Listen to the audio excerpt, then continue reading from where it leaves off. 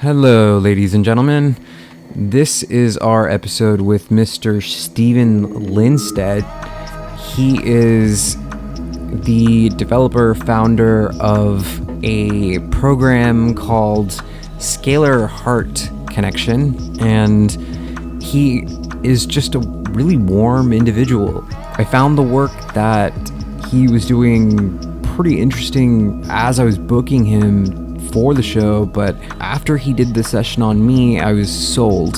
There were things that came up that I haven't told anyone, so there is certainly something happening with the work Stephen is doing. Hopefully you guys enjoy this episode. It was actually raining pretty hard during the interview, and I could have removed the thunder sounds, but they're actually pretty amazing, and they really set the atmosphere. It kind of seems like that scene with Morpheus and he's sitting in his red chair with Neo, and hopefully you guys enjoy this episode. Really interesting. As per usual, please get to our YouTube channel and subscribe. Please follow us on Twitter. I stay pretty active there at the Human XP. I've just put up our Facebook page. Go there, like our page, and make sure that you check out Stephen at scalarheartconnection.com. Very intriguing work they're doing. Thank you so much for listening.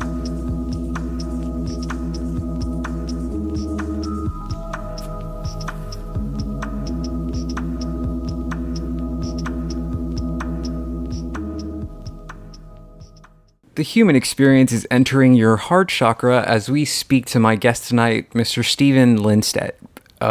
Stephen, thank you so much for being here, sir. Welcome to HXP. Well, thank you for having me. It's a great pleasure to be here with you. So, Stephen, if you could just give our listeners some background about who you are and what you do, I think that would help. Well, I tell people that I'm a student of the heart, and that comes from my experience with working with people on the emotional level. I have a background in natural health. I'm also a certified nutritional consultant, so I have been working with people about consulting with them on their health. And what I have found over the years is that many of the physical symptoms that people have can also be tied to their emotional situation. So that's how I sort of got into this. Right. So, I mean, what is Scalar Heart Connection? Yeah, Scalar Heart Connection is a tool, actually. It's a method, or you could call it a process, that helps people navigate through, I would say, subconscious beliefs, or maybe these negative beliefs or habituated patterns that we tend to pick up from childhood and just from cultural conditioning. And these are the beliefs that oftentimes put us into limitation.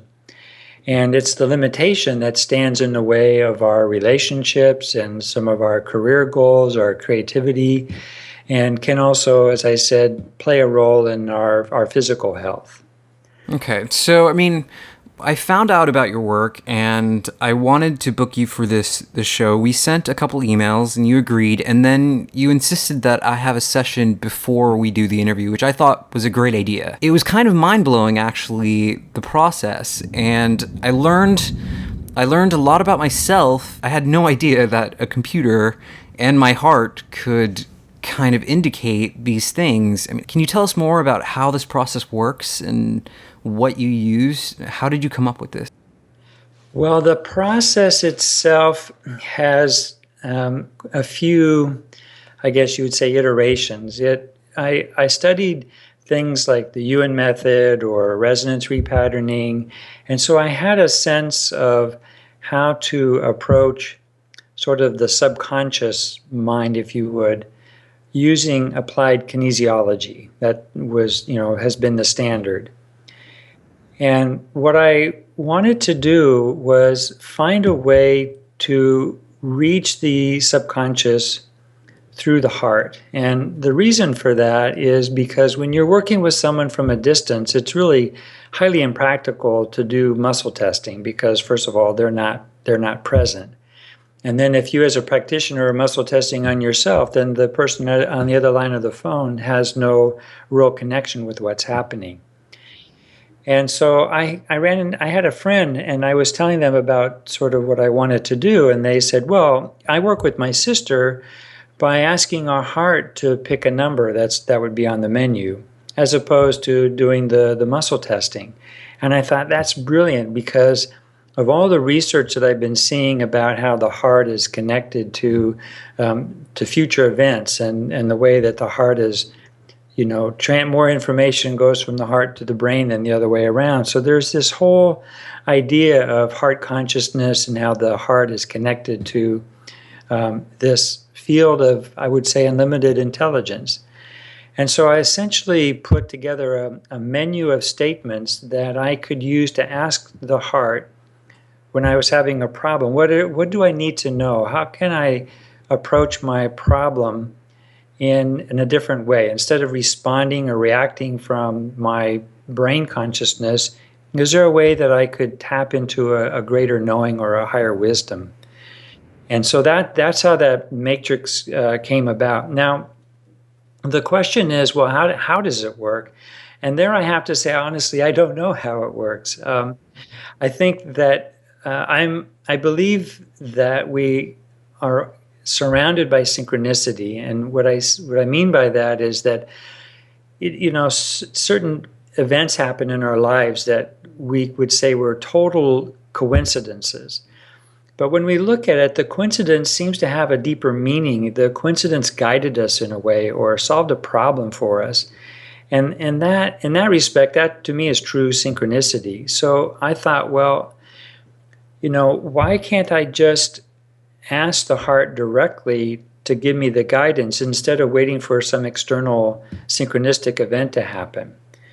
So the way I look at it is that how does the heart know what number to pick that's showing up on a computerized program? And the answer to me is the same way that synchronicity knows when we're having a problem and knows how to give us that direction. So this idea of heart consciousness seems to be the core of much of your work and writing. How did you come to realize that this was the route to healing and connection with the world, and what set you on the path to thinking that we're intricately connected into the universe around us? I think that I have been a student of quantum physics for many, many years, and I just love the idea that the waveform of matter is sort of, and it's unlimited. It's like we could call it the probability function, where all the possibilities exist simultaneously and sort of in this field, this quantum field. And when you look at it, that field has a vibration, it has a resonance. And if you go back to a lot of religious scriptures and mystical texts, you find that they also talk about this outside or non-local intelligence that is connected to a vibration. And so I always thought that synchronicity, the source of synchronicity, could be accessed through vibration. And when I was looking at heart math and some of the other research that, say, Noetic Sciences is doing through Dean Radin and others, I realized that the heart is a vibration. I mean, the heart is beating 72 times per minute. And when you look at that as that vibration, you start to see that 72 times per minute, the next octave above that is 144. And 144 comes up in a lot of these religious texts also. So that caught my attention. And then you keep going up the ladder and you find that pretty soon you get to the vibration that's the same number as the diameter of the earth, the diameter of the sun, the diameter of the moon. And so you start to feel like there's this number, this vibration that is connected not only to our heart, but to the solar system and the universe. Wow. It was so profound to me because during the session that we had, there were some physical problems in my body that I hadn't shared with anyone that came up in the session. But also through the session, there was this sort of I don't know, this sort of eureka moment that hit me. And I mean, I could share that it was just that I have to be passionate about the work that I'm doing to be happy. And it blew my mind that, you just kind of guiding me through this question answer process, putting it into a computer could kind of elicit this response from me. Like, what do you say to that? I say, wow, that's what I say. And people that I work with, that's sort of the universal response is wow. And that goes back to synchronicity. If we realize that we're connected to this field of unlimited intelligence, and we just as human beings, I think we are at a crossroad. Well, not a crossroads. I think we're in this great place where we are evolving into a place where we are tapping into a higher sense of awareness, a higher consciousness, if you will. And with that, I find that there are all kinds of tools that are coming out. People are really understanding that we have these abilities. And so Scalar Heart Connection is really just a bridge to help people really connect with what they already know.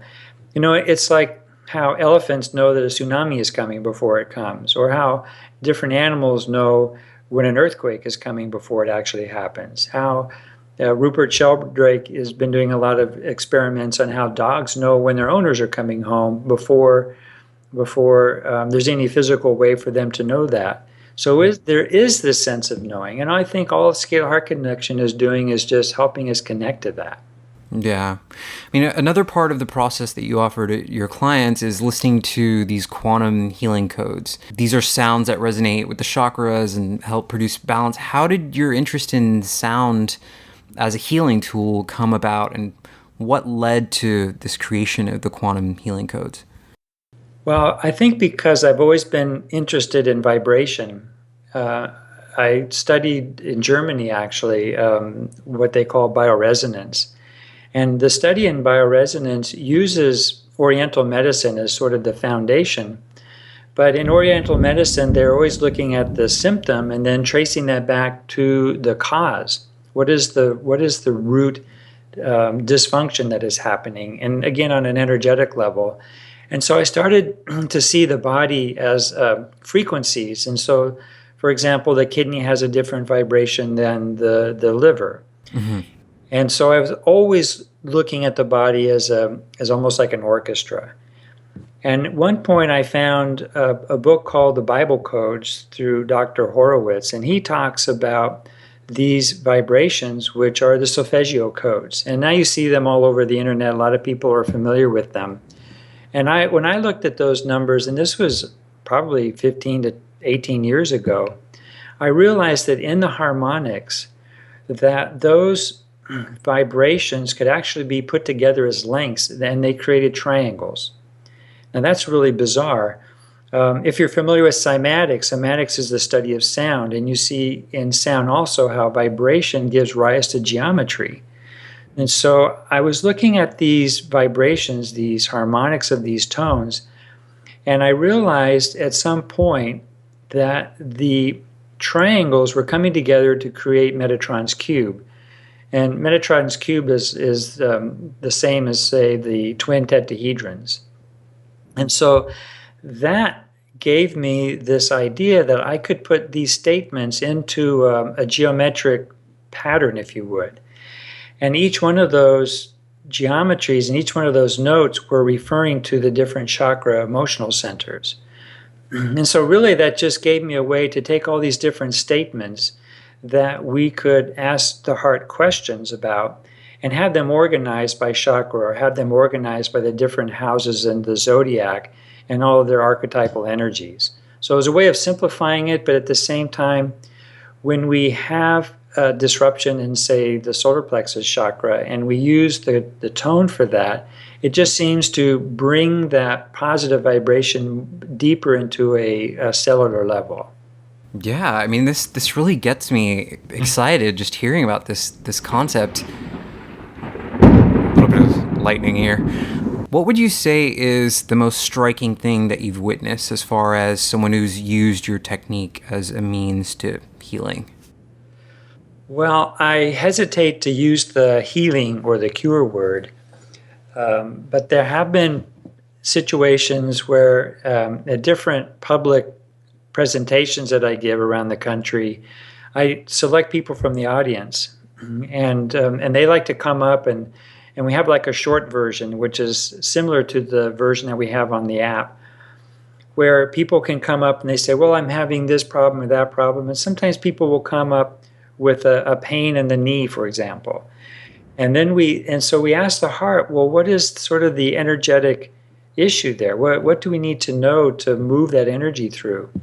And it's just amazing how people will suddenly go into this deeper place that they weren't expecting. And you had that experience where you have one issue and then suddenly the heart is taking you to really, really deep levels. And so people will find issues around just moving forward in life. So there would be an example where you could say, well, moving forward might be connected to the knee. And so when they get to the root cause of what's holding them back, they have this great epiphany, they have this great wow moment, and then they walk back into their seat and they're walking with no pain at all. Now, I don't want to say that they were healed or that we cured them, but it is interesting how that sometimes happens. Have you ever had a session in which you felt like you had to retool or kind of reassess any of your own ideas? Well, I'm constantly resetting my ideas because, I just had a session just over the weekend with a family, and one of the family members wanted to do a session around an ancestral trauma, that they felt that there was something may have happened in the past that they're holding on to in the present moment. And so that's all we had to go on was just, well, we think we want to clear some trauma in the family tree. And one of the things that come up is, what is the beginning of this negative vibration that's in the group or in the person? And it can be an age, it can be a time in the womb, it can be, again, there is a section for ancestral pattern, but what came up was an age. And when we asked the heart to show us the age, it came up 49. Well, 49 ended up being the age that my great-great-grandfather was killed in the Civil War. 49 was the age of my daughter-in-law's mother when she died. 49 was the age of my grandfather when his other daughter committed suicide. And 49 just sort of came up everywhere, and it just shifted. Everybody in the room just got this incredible sense that we were connected in some way actually to the energy of those people. And so that changes that's a big wow, when suddenly the heart is giving you a number that is going across all these multiple generations. It was really profound. It really makes you think about how does that happen? I mean, what how does the heart know all that? And to be able to bring that up and to, for the first time, people felt like they were integrating these events in the past. And at the end of it, there were people in the room that had years of feeling a sense of anxiety. And at the end of the session, it just absolutely went away. It was like there's this whole shift in just the energy dynamics within the family group. Right. So, I mean, with the Scalar Heart Connection and the theory and your technique, it uses a lot of esoteric and psychological terminologies such as chakras, Metatron's cube that we talked about, ego consciousness. Is it possible for someone to get something from this without understanding any of those things? The short answer is absolutely. There is a free version on our website at scalarheartconnection.com, and you can just click on free session, and it just asks you to type in what is your issue, and then you just pick numbers. And you pick a number and you hit enter, and the heart will give you feedback on what you need to look at. And that's all you really need to know. The longer answer is that I think we're in a society that is still very connected to our thinking and to, we want to see the science behind it. So probably that's why I spend a lot of time talking about neuropeptides molecules of emotion and getting into these different, terms. And a lot of people do appreciate that, and it gives their mind a certain comfort in terms of understanding how this works. Mm-hmm. But like I said, the heart doesn't really care about what we know or what we think we know. And as a matter of fact, I think that probably everything I think about how it works is not really true. I think that it all goes beyond our mind's ability to even comprehend on some level. Huh. I'm truly fascinated by all of this. So, I mean, some of your writings on the human body, the empty, vacuum, scalar waves, divine energy, you've said that potential is only manifested when we provide the frequency information through our thoughts and intentions of what we want to create. I mean, what does that mean? And does that entail that we're kind of like radios, kind of walking It around? Yeah, I guess it does. I mean, if there is this cosmic orchestra, the question is, are we in tune to that cosmic orchestra? And I think our thinking and our ego-centeredness sometimes gets in the way of truly being connected to something that is outside ourselves, something that is bigger than ourselves. So again, all these big words are just a way of explaining a concept that we really don't understand.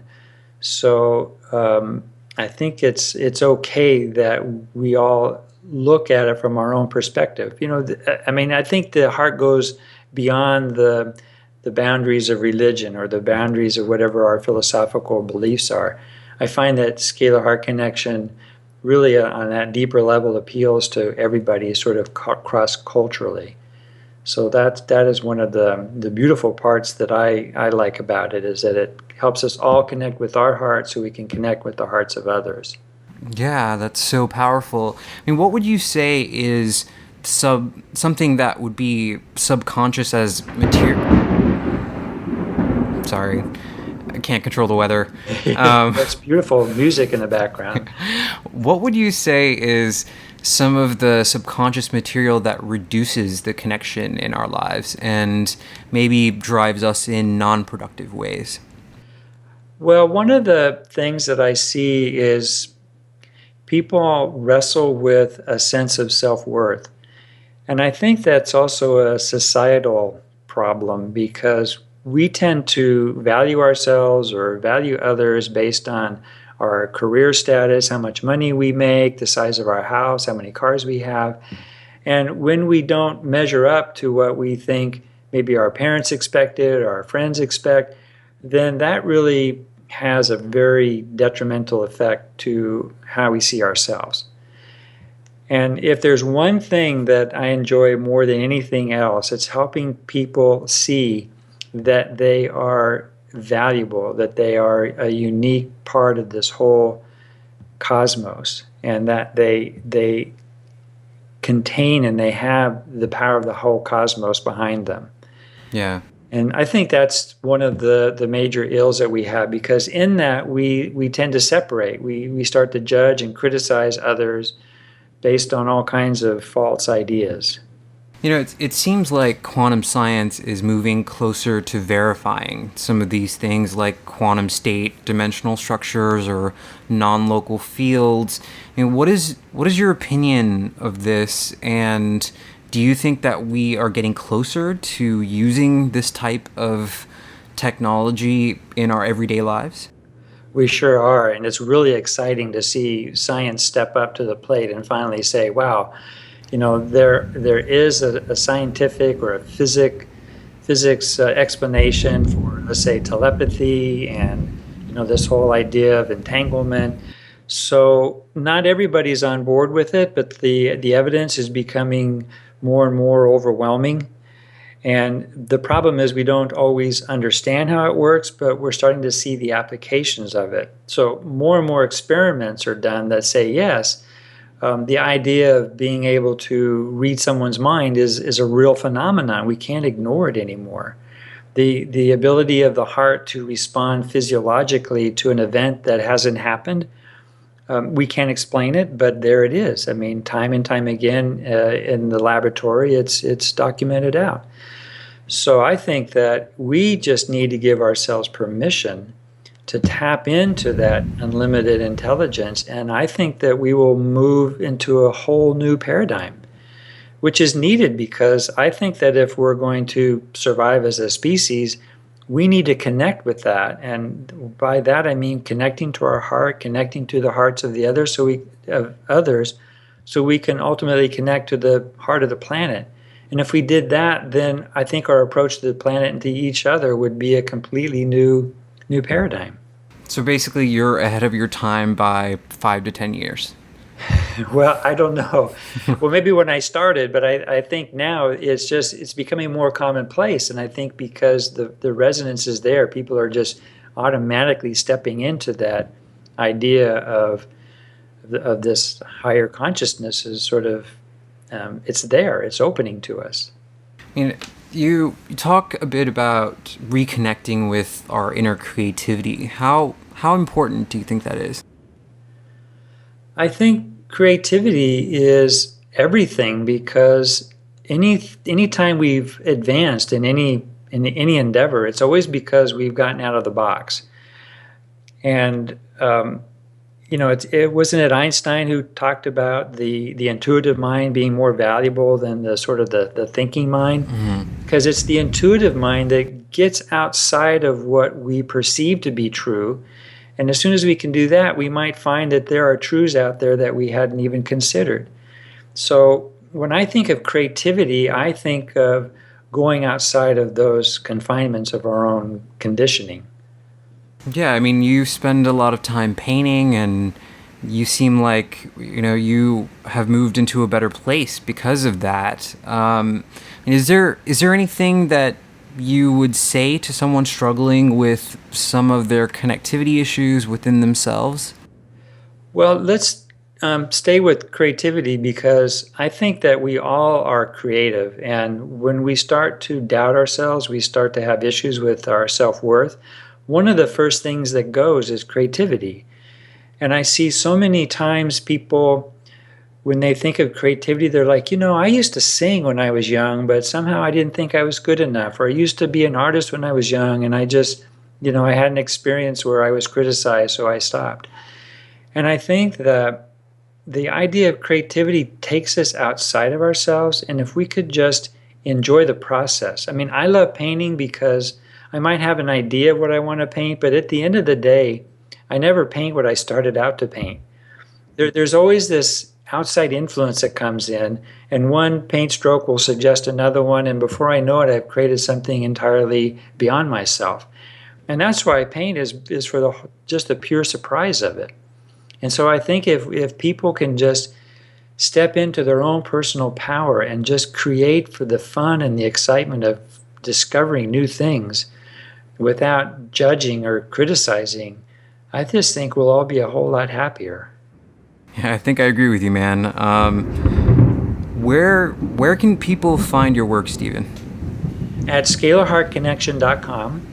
That is the best place, because there's articles there's some videos that describe the process. There is the book called Scalar Heart Connection. And we were talking about the quantum healing codes. I also have a book that's called Quantum Healing Codes that comes with a CD that explains how to use the codes, and you can, hear the codes for yourself. Cool. Well, we will definitely provide the links for everyone in the post, but I really do appreciate your time, Stephen. Thank you so much for being here. Well, thank you for having me. It's been a pleasure. This is The Human Experience, and we are getting out of here.